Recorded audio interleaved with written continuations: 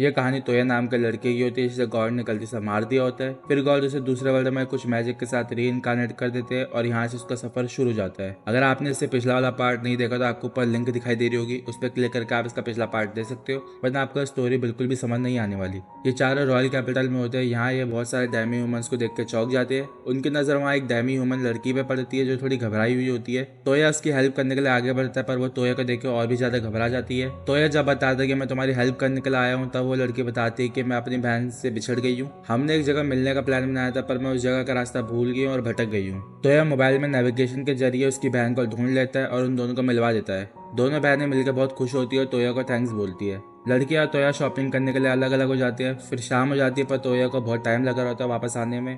वैसे मैंने लिंजे की बड़ी बहन का नाम नहीं बताया। लिंजे की बड़ी बहन का नाम एल्जे होता है। तोया थोड़ी देर बाद भागते हुए आता है और उनसे माफी मांगता है लेट होने के लिए। एल्जे थोड़ी नाराज होकर उसके नए कोड के बारे में पूछती है तो तोया उनको अपना कोड दिखाता है और बताता है कि ये कोड वो मैजिक को रोक सकता है जो मैजिक मेरे पास है, पर इसका डाउन साइड ये है कि जो मैजिक मेरे पास नहीं है वो इसका डैमेज डबल कर देता है। तोया मिक्का के होटल में बैठा होता है। वो मिक्का से पूछता है कि बाकी के लोग कहाँ हैं, तो मिक्का बताता है कि शायद लिंजे अपनी रूम में और एल्जे और ये बाहर गई अपनी फैमिली के लिए कुछ डेजर्ट लेने के लिए। तभी वो दोनों सामान लेकर वापस आ जाते हैं और उसमें से एक पार्सल मिक्का को दे देती है और दूसरा पार्सल ड्यूक फैमिली के पास भेजने के लिए बोलती है। सुई और उसकी फैमिली रोल केक खाकर बहुत खुश होती है। तोया अल्फ्रेड को शोगे नाम के एक जापानीज गेम भी देता है और अल्फ्रेड तोया के साथ वो गेम खेलने लग जाता है। ये देखकर सुई को गुस्सा आने लगता है क्योंकि उसे वो गेम खेलने के लिए नहीं मिल रहा होता है, पर अल्फ्रेड उसकी बात बार बार इग्नोर कर देता है। अल्फ्रेड तोया के साथ ये गेम देर रात तक खेलता है जिससे तोया बहुत थक जाता है और वो सोचता है कि अब तो मुझे रात में भी सपना शोगी के ही आएंगे। अगले दिन ये सारे रॉयल कैपिटल के गिल्ड में आए होते हैं। तोया एक क्वेस्ट उठाता है जिसमें उनको मेगा स्लाइम को मारना होता है। इसे देखकर बाकी तीनों गुस्सा करने लगती है और याद करती है कि कैसे स्लाइम ने उनके कपड़े जलाकर उनको आधा नंगा कर दिया था। फिर तोया वहां से दूसरा क्वेस्ट एक्सेप्ट कर लेता है। ये चारों एक बिना सर वाले घोस्ट सोल्जर से लड़ रहे होते हैं। फिर लास्ट में लिंजे उसका पैर फ्रीज कर देती है और तोया अपने मैजिक शाइनिंग जैवलिन से उसे खत्म कर देता है। तोया अपना सर्च नल मैजिक यूज करता है ट्रेजर फाइंड करने के लिए, पर उसे वहाँ कुछ नहीं मिलता। फिर वो वहाँ अपना दूसरा नल मैजिक जो पुरानी चीज़ें ढूंढने के काम आती है उसका इस्तेमाल करता है तो उसे कुछ पत्थर जैसा दिखाई देता है। वो सारे उस दिशा की तरफ निकल पड़ते हैं। तो यह देखता है कि ये कुछ डंजन जैसा दिख रहा है। लिंजे अपनी मैजिक से लाइट जला देती है और वो सारे आगे बढ़ रहे होते हैं। वो सब आखिरी में पहुंचते हैं। वहाँ उन्हें एक दीवार दिखती है जिसमें कुछ प्राचीन भाषा में लिखा होता है पर वो उनमें से किसी को समझ नहीं आ रही होती है। तोया उस दीवार की बहुत सारी फोटो लेने लग जाता है। उन्हें वहाँ एक पत्थर दिखता है जिसे तोया दबा देता है। उसके दबाते ही उस दीवार में एक लाइट चमकने लगती है और वो दीवार मिट्टी में मिल जाती है। वहाँ उन्हें एक स्टैचू दिखता है जिसे तोया ने पहले सेंस किया होता है। तोया साफ करता है तो उसे पता लगता है कि एक ग्लास टाइप कुछ है जिसके अंदर रेड बॉल होती है। लिंजे की लाइट बॉल धीरे धीरे कम पड़ने लगती है और वह रेड बॉल चमकने लगती है। एक्चुअली वो रेड बॉल माना अब्सॉर्ब कर रहा होता है। फिर वो स्टैचू जिंदा हो जाता है और उस डंजन को तोड़ने लग जाता है, पर उससे पहले तोया अपने गेट स्पेल से सबको बाहर निकाल देता है। वहाँ लाल कलर की रोशनी निकलने लगती है। फिर वो जानवर बाहर आ जाता है और सब पे हमला करने लग जाता है। लिंजे अपना फायर मैजिक को यूज करती है पर वो जानवर सारे मैजिक को अब्सॉर्ब कर रहा था। उसका शरीर इतना मजबूत होता है कि ये की तलवार का भी उस पर कोई असर नहीं हो रहा था। वो जानवर सबके अटैक फेल कर रहा था। एल्जे ने अपने अटैक से उसका शरीर तोड़ दिया था, पर उसका शरीर तोड़ने के बाद भी वो वापस उसको रीजनरेट कर ले रहा था। रीजनरेट करने के बाद उसने एल्जे के शरीर से अपना हाथ आर पार कर दिया था जिसकी वजह से एल्जे बहुत ज्यादा घायल हो गई थी और वो मरने वाली थी, पर अपना तोया भाई उसको अपने मैजिक से हील कर देता है। फिर वो दोनों प्लान बनाते हैं और तोया अपने मैजिक अपोज से वो रेड बॉल चुरा लेता है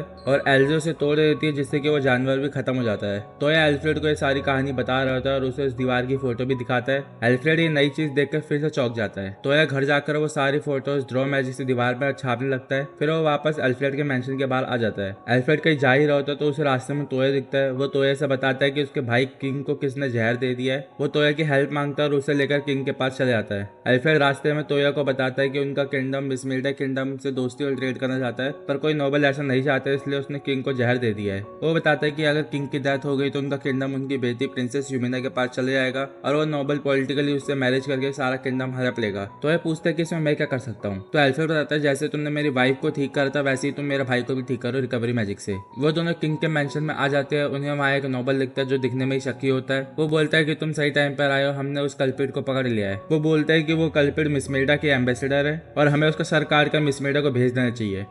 इस पर एल्फ्रेड गुस्सा होता है, बोलता है कि जो भी सारे डिसीजन है वो मेरा भाई लेगा। तो है कभी वो नोबल बिल्कुल पसंद नहीं आता और वो अपने स्लिप मैजिक से उस नोबल को गिरा देता है। वो दोनों किंग के पास पहुंचते हैं जहाँ पहले से ही बहुत सारे लोग होते हैं। तो ये अपने रिकवरी मैजिक से किंग को हील कर देता है जिससे किंग पहले की तरह मस्त हो जाता है। रिकवरी मैजिक सुनकर शाही मेज भी शॉक हो जाती है क्योंकि रिकवरी मैजिक खोया हुआ मैजिक होता है। किंग एल्फ्रेड से तोया के बारे में पूछता है तो एल्फ्रेड तोया के बारे में बताने लगता है। ये सब देखकर प्रिंसेस भी शर्मा जाती है जिससे हमें पता चलता है कि उसके दिल में तोया के लिए कुछ चल रहा होता है। तोया का मैजिक देखकर शार्लोटे भी उसकी दीवानी जाती है और वो तोया के और नल मैजिक के बारे में जानना चाहती है। किंग भी सोच रहा था कि मिस मिल्डा के किंग को मुझे मार कर मिलेगा ही क्या, पर किंग को जहर भी मिस मिल्डा की वाइन से हुआ था जो उनकी एम्बेसडर लेकर आई थी। किंग एम्बेसडर को सामने बुलाता है, जिसे देखकर तोया भी शौक हो जाता है, क्योंकि ये वही होती है जिसकी छोटी बहन खो गई थी और तोया ने दोनों को मिलवाया था। तोया देख के खुद जांच पड़ताल करने की सोचता है और वो उस रूम में चले आता है जहाँ पे किंग को जहर दिया था। तोया अपने मैजिक से पॉइजन का पता लगाता है, फिर वो उन सभी को बुलाता है जो उस रूम में पहले थे, इंक्लूडिंग वो खड़ूस नोबल जिसका नाम बालसा होता है। बालसा रूम में किंग को सही देखकर चौंक जाता है। तोया पूछता है कि किंग अपनी ग्लास से वाइन पीकर ही गिरे थे ना,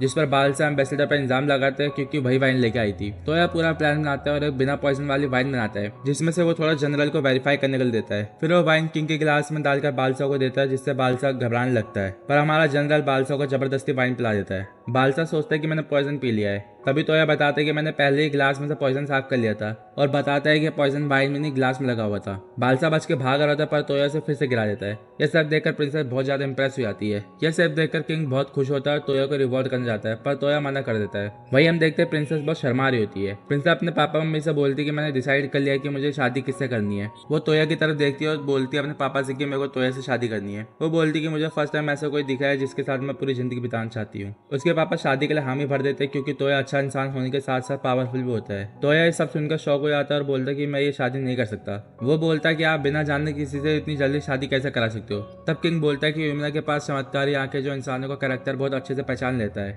तोया बोलता है फिर भी ये बहुत जल्दी नहीं हो रहा है, यमुना अभी 12 साल की है बस। किंग बोलता है शाही खानदान में शादी पहले हो जाती है, मेरी खुद 14 साल में हुई थी। प्रिंसेस को लगता है तोया मुझे पसंद नहीं करता, पर तोया बताता है ऐसी कोई बात नहीं है। वो बताता है एक्चुअली जहाँ से मैं आया हूँ वहाँ 18 साल से पहले शादी नहीं होती है, और मैं अभी बस 16 साल का ही हूँ। किंग बोलता है कि कोई बात नहीं, तुम्हारे पास 2 साल है, अगर तुम्हें यमुना पसंद नहीं आए तो हमें शादी कैंसिल कर देंगे। यमुना ये सब सुनकर बहुत खुश हो जाती है। तोया परेशान होता है, बेड पे लेटा होता है। तभी गॉड का फोन आता है जो कांग्रेचुलेशन दे रहे होते हैं एंगेजमेंट के लिए। तोया का गुस्सा आता है कि गॉड उसके लाइफ में ताका झाकी क्यों कर रहे हैं। गॉड बताते हैं कि इस वर्ल्ड में कई सारी शादी करना अलाउड होती है और तुम कितनी भी शादी करके कितनी भी बीवियां बना सकते हो। गॉड उसे ब्लेसिंग देते हैं और फोन काट देते हैं। तोया यमुना को लेकर सिल्वर मून आ जाता है, जिससे तीनों सरप्राइज हो जाते हैं। यमुना बोलती है कि आपसे मैं भी तुम्हारे साथ ही रहूंगी और ग्रेट जॉन करके क्वेस्ट करूंगी। अब ये चारों की जगह 5 क्वेस्ट पर निकल पड़ते हैं। यमुना भी मैजिक में बहुत अच्छी होती है और वो कुछ भेड़िए समन करती है, जिससे वो बीस्ट मॉन्स्टर को ढूंढने के लिए बोलती है। वो भेड़िए कई सारे सफेद गोरिल्ला को अपने पीछे ले आते हैं। यमुना अपने मैजिक से एक गोरिल्ला को मार देती है। बाकी के लोग भी अपने अपने एबिलिटी से गोरिल्ला को मार देते हैं और ये सारे गोरिल्लास को मार देते हैं। तोया बोलता है यमुना को मिलाकर अब इस ग्रुप में 4 लड़कियां होगी और मैं एक अकेला लड़का रह गया, जिससे कि गिल्ड के लोग मुझे बहुत ज्यादा जलन की नजरों से देखते हैं।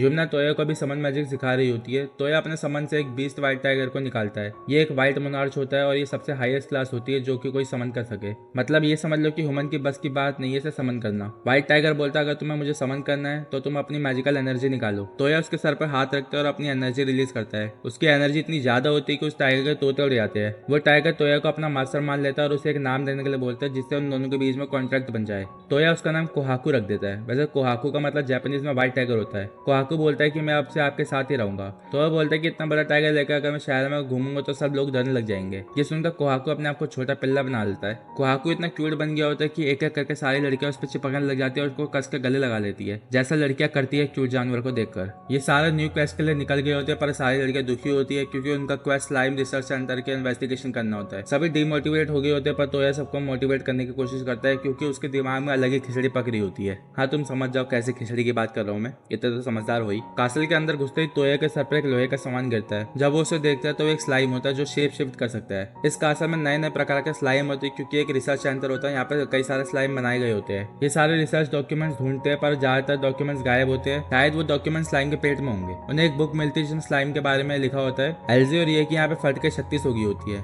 इन्हें बहुत सारे ग्रीन स्लाइम दिखते हैं। हाँ, ये वही है जो कपड़े पिघला देते हैं। ये सारे स्लाइम से बच के दूसरे फ्लोर में भागते हैं, पर ये नोटिस करते हैं कि स्लाइम अपना एरिया छोड़कर नहीं आ रहे। सारी लड़कियां खुश हो रही होती है कि दूसरे फ्लोर के स्लाइम्स लिक्विड छोड़ना शुरू कर देते हैं, जिससे ये सारे फिसल के ग्रीन स्लाइम्स में गिर जाते हैं और उसके बाद क्या होता है वो आपको पता ही होगा। अगर आपने पिछला पार्ट देखा है तो समझ में आ गया होगा कि इनके सारे कपड़े पिघल जाते हैं। तो यह गेट स्पेल से इन सभी को बचा लेता है, पर इन सबके कपड़े स्लाइम इतना पिघला देते हैं जिससे कि बस ये नंगे होते होते बच जाते हैं। ये चारों नए कपड़े पहनकर या फिर बोलो चद्दर लपेट कर आगे बढ़ रहे होते हैं। उनके रास्ते में बहुत सारे स्टैचूज दिखते हैं तोया को लगता है कि मूर्तियों की चेस्ट हिल रही होती है तो वो चेस्ट दबाने लग जाता है। हाँ भाई बड़ा नोटी हो रहा है वैसे यहाँ पे। पर तभी वो चेस्ट निकल के नीचे गिर जाती है और हमें पता चलता है कि ये भी एक अजीब प्रकार का स्लाइम होता है जो जिस वुमन की छोटी चेस्ट होता है उस पर जाकर चिपक जाता है और ये यूमिना के चेस्ट पे भी चिपकने जा रहा था पर यूमिना उसको खत्म कर देती है। ये सारे एक रूम में पहुंच जाते हैं। उन्हें वहाँ पे एक रिसर्चर का कंकाल दिखाई देता है। भाई थरके रिसर्चर पूरी जिंदगी एक स्लाइम बनाने पे लगा पड़ा है जो कि एक न्यूड लड़की की शेप ले सकता है। क्या ही थरके रिसर्चर है यार। ये लोग कासल को जला देते हैं और वापस शहर आ जाते हैं। ये को एक बच्ची मिलती है जो कि खो गई होती है। वो इतना डर रही होती है कि किसी को अपना नाम नहीं बता रही होती। फिर तोया कोहाकू को उसके आगे रख देता है जिससे कि वो अपना नाम बताती है और तोया उसकी फैमिली अपने मोबाइल के जरिए सर्च करने लग जाता है और उसकी माँ को सर्च करके दोनों को मिलवा देता है। भाई इसका मोबाइल है क्या है मेरे को खुद समझ नहीं आ रहा पर जो कहानी है वो कहानी है। ये उसके मोबाइल से बहुत ज्यादा खुश होती है और उसको अपना भाई ढूंढने के लिए कहती है। वो कैफे में बैठकर बता रही होती है कि जब से वो जर्नी पर निकली है उसने अपना भाई को नहीं देखा है। वो तोया को डिटेल्स बताती है और तोया उसके भाई को ढूंढ लेता है और अपने भाई के बारे में बताते बताते ये उसको अपने प्यार के बारे में बता देती है। फिर वो शर्माने लगती है। तोया बदमाशी करते हुए लिंजा को कपड़े बदलते हुए देख रहा होता है। भाई ये बड़ा थरकी लड़का है यार। लिंजा उसके कमर में आ जाती है पर उसे आइडिया भी नहीं होता भाई थरकी पीछे क्या क्या कर रहा होता है। लिंजा उसके पास एक पुराना रोल लेके आती है जिसमें कई सारे मैजिक के बारे में होता है पर वो स्क्रोल को बिल्कुल नहीं पढ़ पा रही होती क्योंकि उसमें एक एंशिएंट भाषा लिखी होती है। तो ये अपने मैजिक से चश्मा बनाता है जिससे कि वो कोई से भी लैंग्वेज पढ़ सके और वो उसे लिंजे को दे देता है। दोनों जंगल में आ जाते हैं नए मैजिक को सीखने के लिए। लिंजे बहुत ट्राई करती है पर वो उस मैजिक को अच्छे से नहीं कर पा रही होती है और बहुत ज्यादा थक के गिर जाती है। अगले दिन भी सेम होता है। फिर तोया अपने मानना लिंजे को ट्रांसफर करता है और उसे थोड़ा मोटिवेट भी करता है जिससे कि फाइनली वो मैजिक कर पाती है।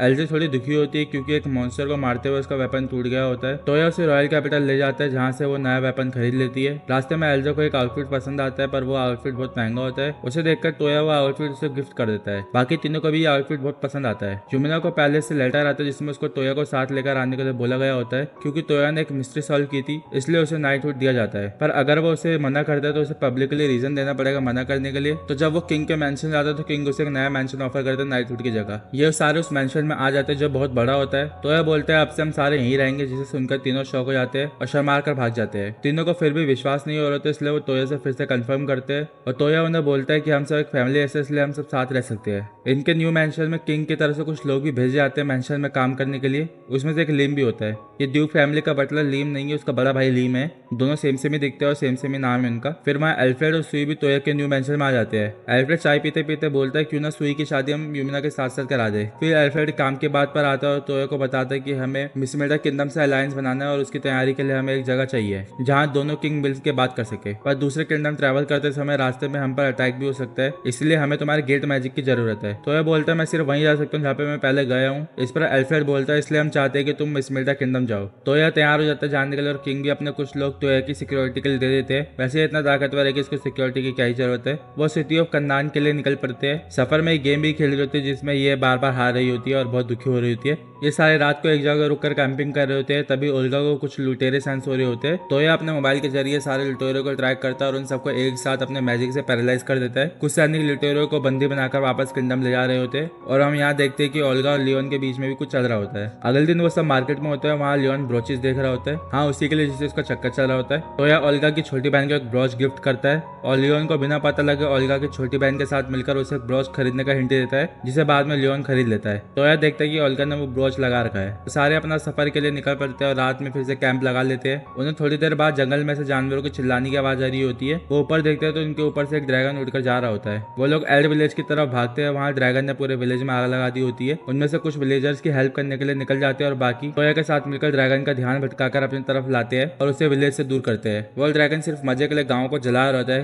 क्योंकि जवान ड्रैगन में चुल मची होती है। तोया अपने शाइनिंग जैवलिन से उसको गिरा देता है और लिंजे उसके पंख अपने मैजिक से काट देती है पर इससे ड्रैगन को ज्यादा फर्क नहीं पड़ा होता और वो दोनों पर अटैक कर देता है। तभी यह अटैक करके उसका एक आंख फोड़ देती है और लिंजे भी उसको अटैक करके घायल कर देती है। उसका शरीर इतना मजबूत होता है कि तोया की तलवार भी उससे टूट जाती है। ड्रैगन अटैक ही कर रहा होता है तभी एक अननोन चाकू कहीं दूर से सीधा उसकी दूसरी आंखें फोड़ देता है जिससे ड्रैगन बहुत ज्यादा तिलमिला उठता है। तो यह दिमाग लगाता है और लिंजे की हेल्प से एक लेंस बनाता है और अपने सारा मैजिक को फोकस करके ड्रैगन को मार देता है। उसके मरने पर वहाँ पे एक दूसरा रेड ड्रैगन आया होता है जो अपने साथी को वापस ले आने आया होता है। पर वो वहाँ की हालत देखता है तो उनसे माफी मांगता है अपने साथी की हरकतों की वजह से और वापस अपने घर लौट जाता है। इसके बाद ये सारे मिलकर विलेजर्स की हेल्प करने लग जाते हैं। तीनों इतने थक गए होते हैं कि वो वहीं सो जाते हैं और तोया भी एक पेड़ के नीचे आराम करने के लिए चले जाता है। उसकी जब आंख खुलती है तो वो देखता है कि वो यूमिना की गोद में सोया हुआ है और हड़बड़ा के उठ जाता है। तीनों लड़कियों से ताने मारने लग जाती है और तब हमें पता चलता है कि इस चीज के लिए तीनों ने गेम खेला होता है जिसमें यूमिना जीत जाती है और साला यहाँ एक नहीं बज रही, उसके पास 4 है। चलो भाई लोग और बहन लोग, आज इस वीडियो में इतना ही है। इसमें मैंने पार्ट 3 से लेकर 6 को एक्सप्लेन करा है। अगर इसके पहला वाला पार्ट नहीं देखा जिसमें मैंने पार्ट 1 से 2 को एक्सप्लेन करा है तो देख लो, आपको स्क्रीन पे दिखाई दे रहा होगा, इस पर क्लिक करके आप जा सकते हो। और इसके नेक्स्ट पार्ट में मैं पूरा सीजन खत्म कर दूंगा, मतलब मैं 7 से लेकर पूरा 12 तक जो भी एपिसोड है सबके बारे में बता दूंगा एक ही वीडियो में। इसके लिए एक लाइक और कमेंट तो बनता ही है यार। ठीक है, फिर मैं मिलता हूँ नेक्स्ट वीडियो में, तब तक के लिए बाय बाय।